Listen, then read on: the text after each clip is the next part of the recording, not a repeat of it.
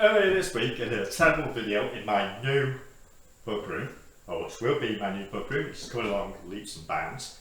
I've shown this, which is an enclosure that I make myself, and yeah, it appears that I've had about 40 people asking me where you buy them and if I'm going to sell them and how you make them. So I'm not going to sell them.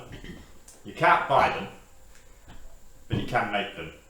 And I intend in this video to show you how to make one.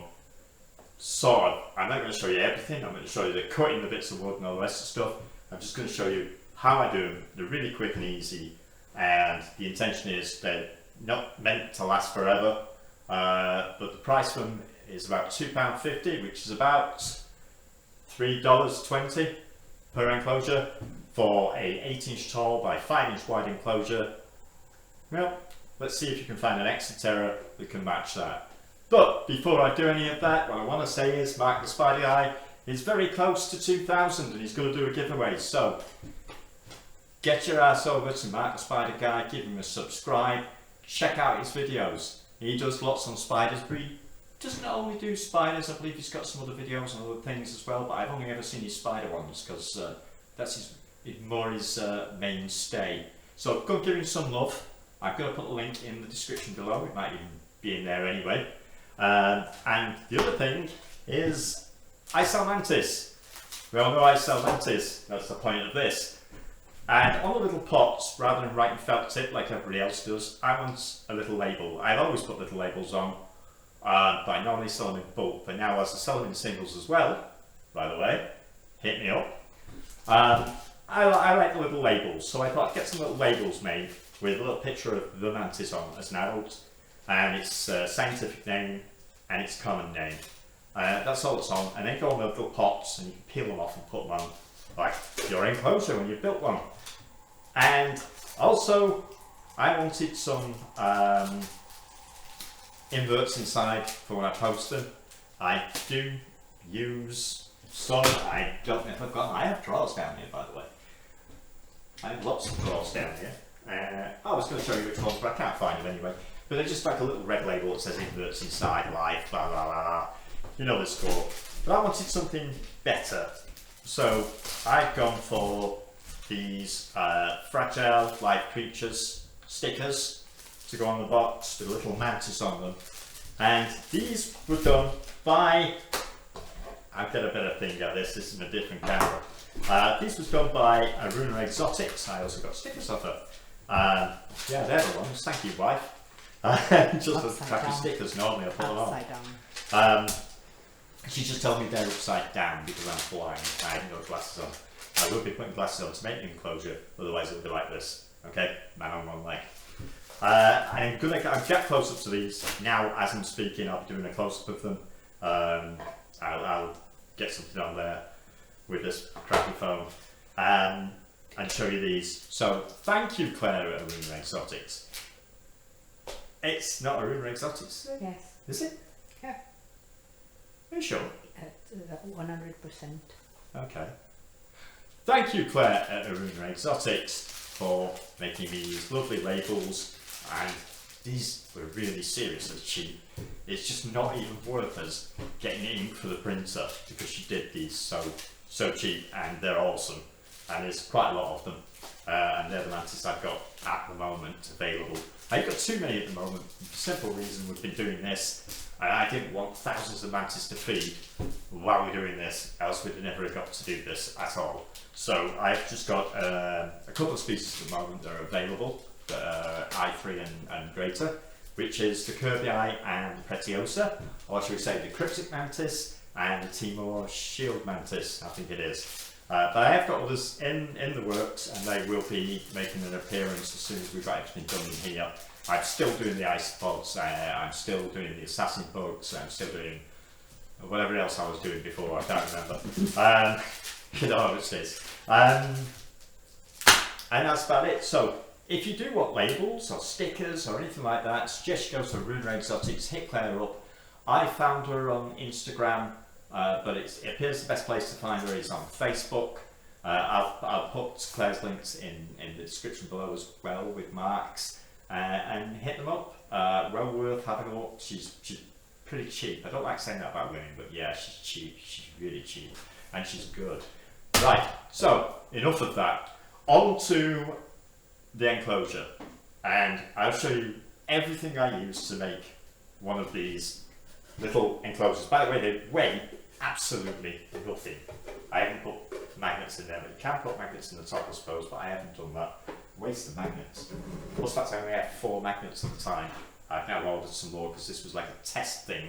I've made 4 or 5 of them, and this turned out to be the best one. What I generally do is doll's house hinges, which are on the front there. These, I think, were about £3.50 for 20. So, you know, that's nothing, is it? That's what, 10, 35, 15, 17.5p each, which is pretty good. I sometimes use Gorilla Glue Clear, but I have tried this one out with hot glue, and it seems to work just as well. It's fine, it's not falling apart, and I've been quite rough with that. But at the end of the day, with an enclosure, you're just going to stick them on the shelf, and you're not going to be throwing them around the room. So hot glue seems to do the trick. I'll explain the process in a minute of what you do after you've hot glued the damn thing together.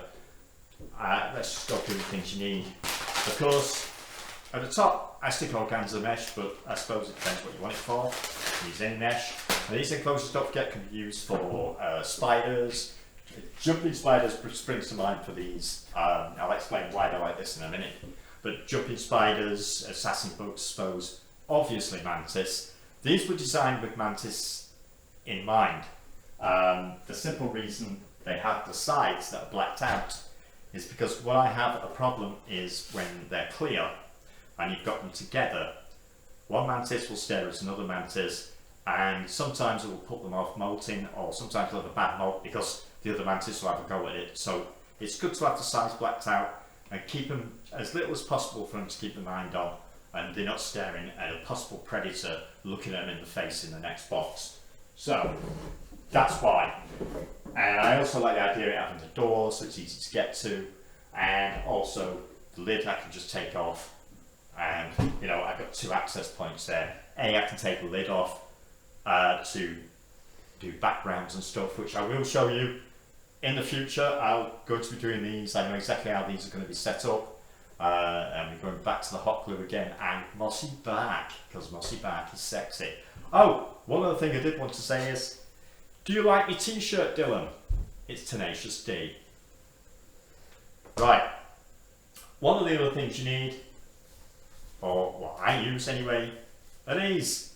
These are picture frames. Look at that, £2.99 for 3 picture frames. So, £1 a piece, which is $1 something. I don't know, I don't do dollars.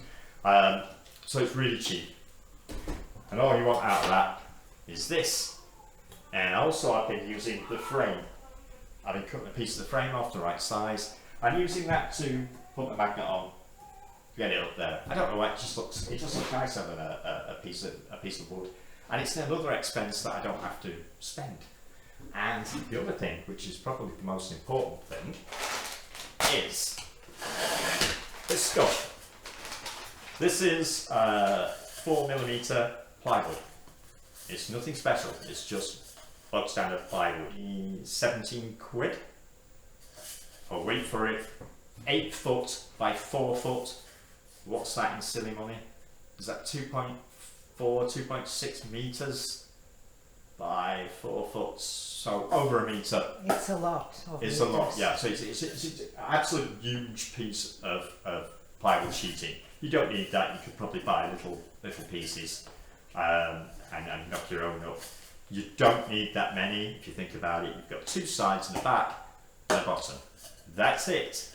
Oh, and that little piece at the front there, which is usually a cut off anyway. So that's your lot. You can probably make one out of that and a bit. And yeah, you've still got like 8 foot left. So you can, I'm guessing, I haven't worked it out, I should have actually before we even started the video. I'm guessing now I could probably get 20 to 25 enclosures out of one sheet for 17 quid.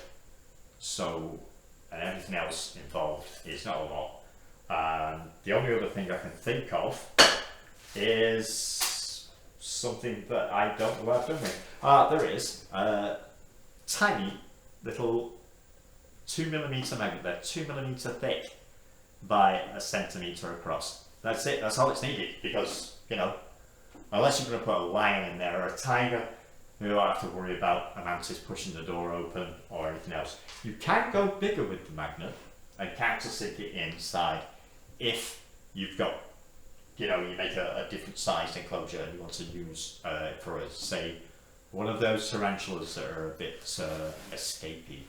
Now these come in different sizes. They're all around about £1, and they come from this size, which is 7" by 5".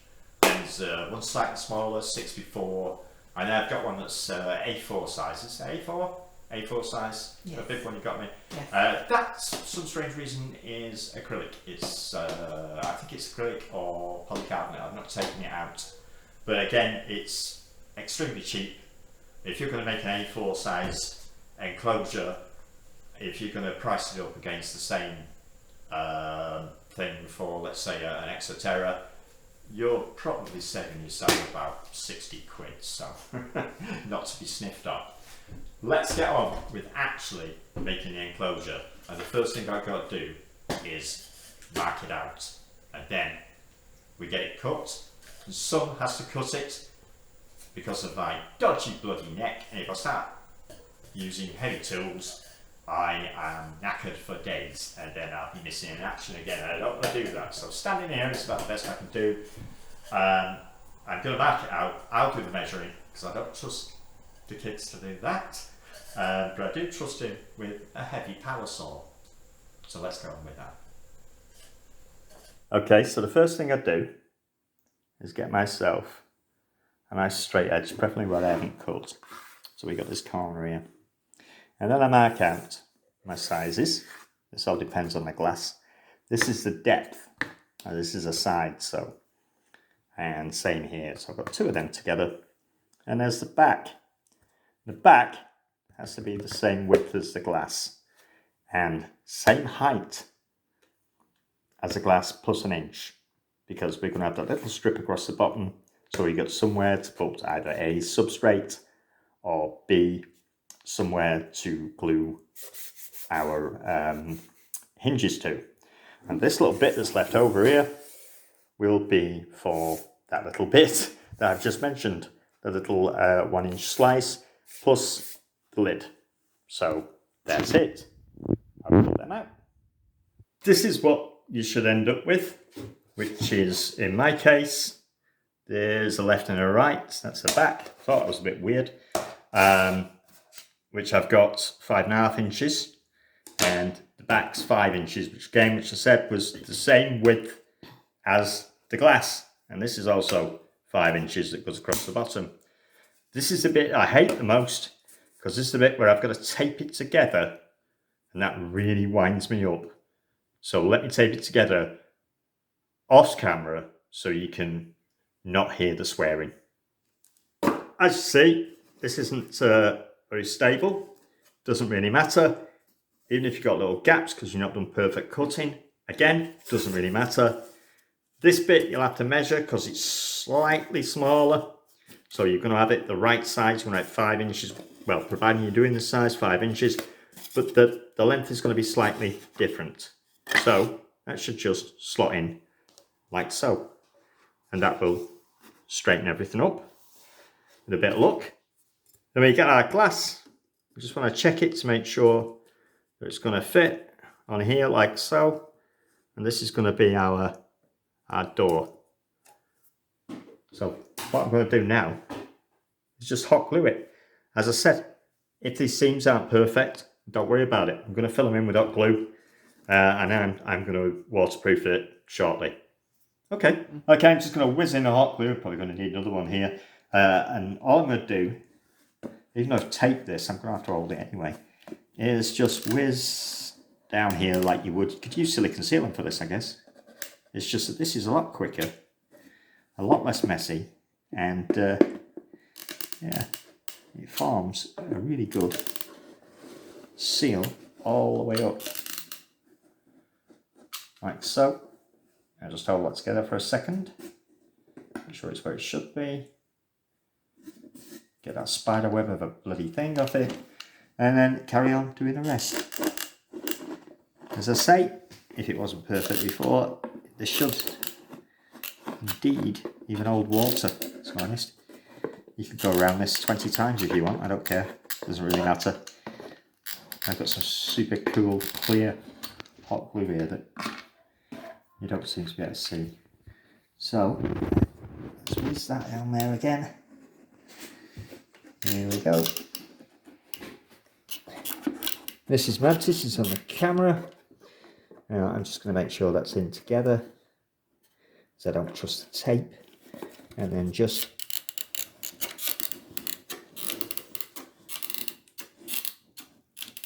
whiz it there and hold that where it should be for a second.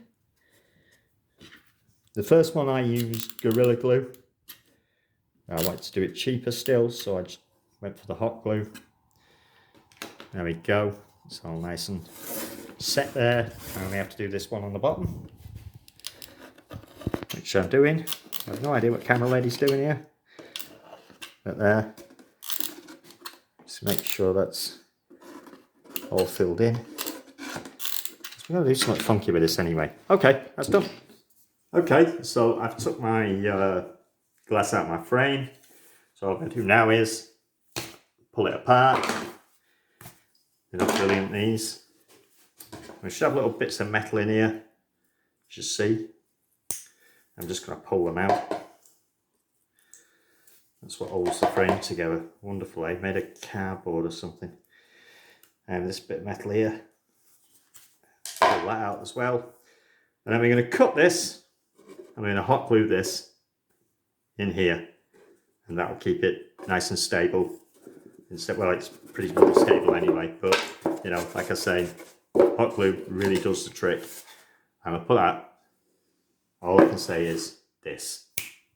And here it is, done with the piece in. And what we need to do now is dip it. And we're going to use Cuprinol Duck's Back for that, which is a waterproofing agent that's safe for animals. And that's it, it's really good waterproofing. So we're going to do that, and then we're going to paint this black. We're going to spray it with car spray, because again, car spray is waterproof, it protects the wood, and we get every little bit of it, cover up all these gaps that we had before. The hot glue, you can see them there. The hot glue has actually covered the holes, so once you spray it, you can't even see them. Not to say that's going to matter anyway when I do the backgrounds and the sides. These are going to be covered in mossy bark, so it won't make any difference. I'm not even putting substrate in there, by the way. I'm just putting mossy bark in the bottom as well. But yeah, that is it for now. So let's go and get one painted up. And in true Blue Peter fashion, here's one that's been sprayed and dipped. And as you see, all looks nice and hunky-dory. If you're completely anal and you're worried about any, well, there isn't any on that one. Sometimes you might not cut them absolutely perfectly and you get a little bit of an edge on it. Just run some sandpaper down, it'll soon flatten up. I don't care, because it doesn't really matter to me, because I'm just going to stuff them on this shelf. When this has outlived itself in a year or two, I'll just chuck it and make another one for 10 minutes. It's no big deal. And not only that, I decided to make my lids different from my original one, and I've used cut-offs here, so this isn't perfect. I didn't use this. This is just my best guess. Saw this, whatever. Put a little clip on there, sort of thing. Another little bit that I just chopped off. And this is just going to sit on the top like so. And it should sit there nice and perfect. Obviously I've measured the size of it, but I just didn't care about these widths. They're not all the same. I will do that in future. This was just a test one to see what it looked like. And all I have to do is glue a bit of mesh on here, and then we have our lid. So I'm going to do that off camera, obviously, unless you want to watch me glue mesh on. And now the other thing, just to finish it off, what we're going to need is our glass from our frame, and this should, if I measured it properly, just sit on here, like so. There we go, like that. And we then need to glue our hinges on, wherever I put them. I can't remember what measurement it was. And our magnets, so as I say, I'm using these really thin magnets. I've set this back. This isn't right flush with the edge. This is slightly back, not very much, about 1 millimetre or 2. Again, all guesses, because this doesn't have to be airtight or watertight or anything, so it's just a guess. If there's a little slight seam in there, there probably is, I don't know. Let's have a look. See if there's a seam in there. Actually, there isn't, but you could get a slight seam in there. But it's no big deal, and it adds to ventilation anyway. So, all I'm going to do is hot glue that magnet in the middle, and then we will put our glass on where it needs to be, and then we put a bit of glue on this magnet, put it there, let that set, and there we have our magnets in the correct place. We can just pop our hinges on where they go and glue them in place, and away we go. And that's pretty much going to be it. That will be done, and we will end up with, there's another blue people on. We'll end up with this, obviously with the new lid on it, with the mesh, and that would be fine. It's absolutely fine. It's cost next to nothing. Okay, so it took a little bit of time. Actually, I wouldn't say it took that long. I'd say it takes about 30 minutes to make one. Yeah, I could probably refine that. Or you could spend even longer if you wanted all this perfectly square and all the rest of it. I will be doing the others with a set square. Just this one I didn't really care about. It didn't matter that much. And that's it. That's it, completely it. And for the insides, what I'm going to be doing is hot gluing mossy back on here, on the back, so you won't be able to see the back, and you won't be able to see the sides. And I'm just going to pop a piece of back, now cut to size, on the bottom, which is fine for Mantis, and it's also fine, I suppose, if you're not breeding them. It's fine for assassin bugs as well. But people say about assassin bugs, you need the damp substrate for them to lay their eggs. That's absolute bollocks. They will just drop their eggs and flick them out like a stick insect will if there isn't the moist part. They will just literally throw them out and leave them wherever they fall. So yeah, all good, and that sort of thing would be good for jumping spiders too, because they don't even need the substrate. So no substrate, just bark. And if your bark is kept properly, you're not going to end up with mould in it. I never get mould anyway. I don't understand why everybody gets mould. It just befuddles me completely.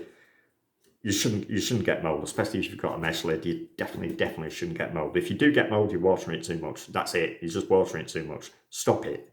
It's too warm and it's watered too much, because you're creating condensation and then you're getting the mould. So that's the reason why. Right, and that's it. And that's how you make these funky little enclosures. I may in the future put a little handle on there. We'll have to see what's available on eBay, because I like to buy everything nice and cheap. And yeah, I'm going to make another 47 of them now. And we'll have loads of Mantis enclosures for mid-sized Mantis. These are good for Mantis up to about I5, I think, depending on the size of the Mantis. I mean, some Mantis obviously, like budwings and I don't know, orchids maybe, male orchids especially. A male orchid would probably live in this for its life. As you can see, they're pretty bloody simple to make, really. Bit of plywood, that's it. Bit of glass for the frame. These, again, as you see, I've just glued some mesh to here, so Mantis, whatever you've got in here, can't get out.